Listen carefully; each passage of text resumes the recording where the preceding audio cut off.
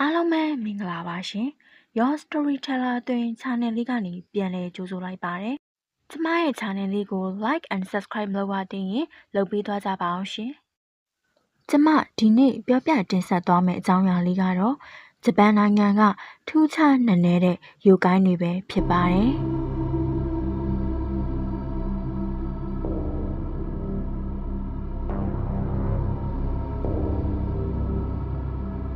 ဂျပန်နိုင်ငံ၏တိတ်ဆိတ်သောတောအုပ်များမြစ်ချောင်းများနှင့်တောင်တန်းများ၏တောင်များတွင်သူတို့ဆောင်ဆိုင်နေကြတယ်။ရာစုနှစ်များစွာကတည်းကဤထူးဆန်းသောသတ္တဝါများသည်အံ့ဩမှုကြောက်ရွံ့မှုနှင့်စွဲမဖွယ်ရာများကိုဖြစ်ပေါ်စေခဲ့ပါတယ်။သူတို့ကိုတော့ယိုကိုင်းလို့ခေါ်ကြတယ်။ယိုကိုင်းဟူသောစကားလုံးသည်လိုဝက်ဆန်းကျဲသောဝိညာဉ်သို့မဟုတ်သဘာဝလွန်သက်ရှိဟုအဓိပ္ပာယ်ရတယ်။သို့သောယိုကိုင်းတွေသည်တာမန်တရေများမဟုတ်ပါ။ချို့သည်တဘာဝ၏ဝိညာဉ်များဖြစ်ကြသည်အချို့သည်ပုံပြောင်းနိုင်သောတိရစ္ဆာန်များနှင့်အချို့သည်မိတိမူလအစာမှမသိရသောထူးဆန်းသောသတ္တဝါများဖြစ်ကြသည်ယိုကိုင်းမျိုးစားများသည်ထောင်နှစ်ချီပြီးရှိသည်ထိုထောင်နှစ်ချီသောယိုကိုင်းမျိုးစားများထဲမှာနာမည်ကြီးပြီးလူသိများတဲ့ယိုကိုင်းမျိုးစားချို့ကိုပြောပြပေးသွားပါမယ်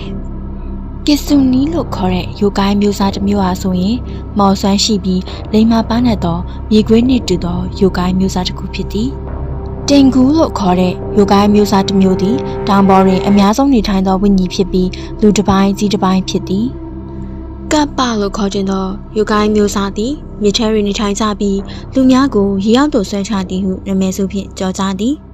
ယူကီအိုနာလို့ခေါ်သောယိုကိုင်းမျိုးစားသည်နင်းဖြူမျိုးသမီးတစ်ဦးဖြစ်ပြီးနင်းမုန်တိုင်းများအတွင်ပေါ်ထွက်လာကခရီးသွားများကိုသူမ၏အေးခဲသောအသက်ရှူတမ်းဖြင့်တုန်လှုပ်စေသည်ယိုကိုင်းများသည်အန္တရာယ်ရှိနိုင်သည်သို့မဟုတ်အကူအညီပေးနိုင်သည်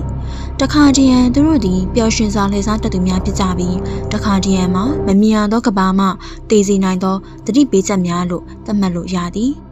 ယိုကိုင်းပုံပြင်များသည်ဒေတာအလိုက်ကွဲပြားပြီးထူးဆန်းနက်နဲကြသည်နှင်းဖုံးသောတိုဟူကိုဒေတာတွင်ခရီးသွားများသည်ယူကီအိုနာ၏အေးခဲသောအသက်ရှူတမ်းကိုကြောက်ရွံ့ကြသည်ကျိုတို၏တန့်ရှင်သောတောင်များတွင်တင်ကူများသည်ဖျားเจ้าများကိုစောင့်ရှောက်သည်ဟုဆိုကြသည်ရှီကိုကူတွင်ဘာကီဒါနူကီလို့ခေါ်တဲ့ယိုကိုင်းများသည်လယ်သမားများကိုလှည့်စားပြီးတောထဲသို့ဝင်ရောက်ပြောက်ွယ်သွားတတ်ကြသည်ဒါကြောင့်မလို့ဂျပန်တွင်မိတိနေရာသို့သွားသည်ဖြစ်ပါစေယိုကိုင်းပုံပြင်တစ်ပုဒ်ကတော့အမြဲတမ်းစောင့်ကြည့်နေတယ်လို့တော့ဆိုလို့ရပါတယ်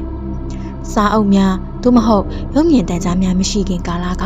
လူများသည်မီးရောင်အောက်တွင်ယိုကိုင်းပုံပြင်များကိုပြောပြလေးရှိသည်ဤပုံပြင်များသည်ရှင်းပြမရနိုင်သောအရာများနှင့်သာအဆုံးသတ်သွားလေးရှိကြသည်ဒီနံများဘာကြောင့်ပျက်စီးသွားသလဲတစုံတစ်ယောက်တောရဲတွင်ဘာကြောင့်ပြောက်ွယ်သွားသလဲညအခါထူးဆန်းသောအတန်များဘာကြောင့်ထွက်ပေါ်လာတာလဲစသဖြင့်ရှင်းပြမရနိုင်သောအရာများဖြစ်တာအဆုံးသတ်လေးရှိသည်ယိုကိုင်းပုံပြင်များသည်ယနေ့ထိတိုင်ရှင်သန်နေဆဲဖြစ်သည်ယခုခါတွင်ကြောက်ရွံ့မှုတွေမဟုတ်တော့ဘဲသူတို့သည်မန်ဂါအန်နီမေဂိမ်းများနှင့်ရုပ်ရှင်များတွင်ပေါ်ထွက်လာသည်ကလေးများသည်ပွဲတော်များတွင်ယိုကိုင်းပုံစံဖြင့်ဝတ်ဆင်ကြသည်ဒါအပြင်ဂျပန်နိုင်ငံ၏ယိုကိုင်းပွဲတော်များတွင်ခေတ်သစ်အနုပညာရှင်များ၏ပါဝင်ဆင်နွှဲခြင်းသည်လည်းဂျပန်ယိုကိုင်းပုံပြင်များကိုပုံမှုအသက်ဝင်စေကာကမ္ဘာတစ်ဝန်းတွင်ကြော်ကြားစေတယ်ဂျပန်နိုင်ငံတွင်ယိုကိုင်းများသည်မကောင်းဆိုးဝါးထက်ပိုသည်ဟုသတ်မှတ်ထားကြတယ်၎င်းယိုကိုင်းများသည်တဘာဝကိုကျင့်တရားကြောက်ရွံ့မှုနှင့်အံ့ဩမှု၏သင်္ကေတများဖြစ်သည်ဟုသတ်မှတ်ကြတယ်အချို့ယိုကိုင်းများသည်လောဘကိုဆန့်ကျင်ရန်တတိပေးသည်အချို့ယိုကိုင်းများသည်ကျွန်ုပ်တို့ပတ်ဝန်းကျင်ရှိကဘာကိုလေးစားရန်တတိပေးသည်ယိုကိုင်းကဘာသည်အနက်ရောင်နှင့်အဖြူရောင်မဟုတ်ပါ၎င်းသည်ကောင်းမှုနှင့်ဆိုးမှုတို့၏ဆန့်ကျင်ဘက်မဟုတ်ပါယိုကိုင်းကဘာသည်ကဘာများကြားရှိကဘာသာဖြစ်သည်ဒဏ္ဍာရီများအသက်ရှူသည့်နေရာနှင့်စိတ်ကူးရင်နှင့်လက်တွေ့နှင့်အတူရှောက်လန်းသည့်နေရာလို့ဂျပန်များကသတ်မှတ်ကြသည်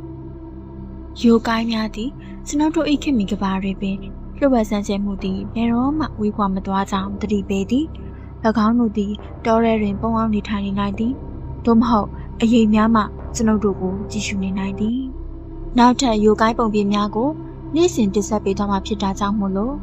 channel လေးကို like and subscribe လုပ်ထားပေးကြပါအောင်ရှင်ကျေးဇူးတင်ပါတယ်ရှင်